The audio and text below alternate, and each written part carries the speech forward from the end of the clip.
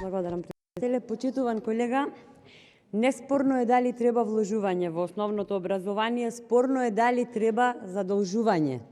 Велите дека ви се допаѓа овој проект, меѓутоа не знам дека на граѓаните им ветивте задолжување за образование. Им ветивте квалитетно образование, а не задолжување за образование.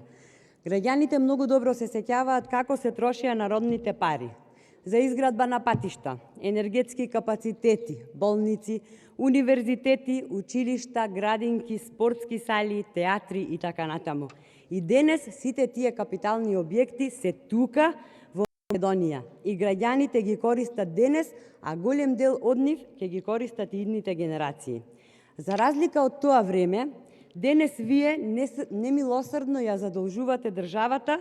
Над 2 милиарди евра се задолживме за 4 години, после кои не остана ништо вредно и трајно за граѓаните. Утре повторно ќе позајмиме нови пари, за да ги вратиме овие што денес ги позајмуваме, за да ги вратиме оние што ги позајмивме вчера. Јас навистина не знам дали сте свесни дека кога парите од се што сте сработале би ги ставиле на купче, не се ни десетина од она колку што ни се кредитите, односно долговите.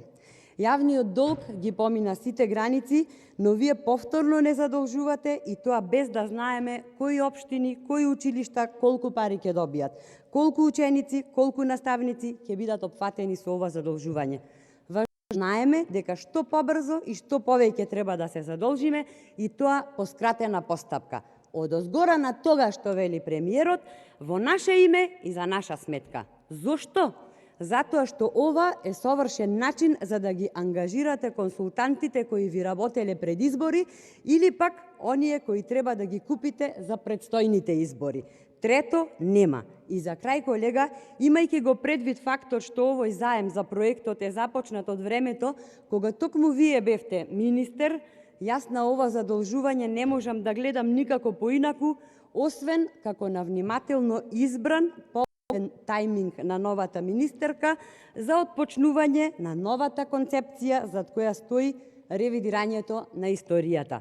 И ве уверувам, колега, дека за многу брзо самите ќе инсистирате историјата да биде задолжителен предмет, затоа што оваа власт ќе ја има само во историјата. Ви благодарам.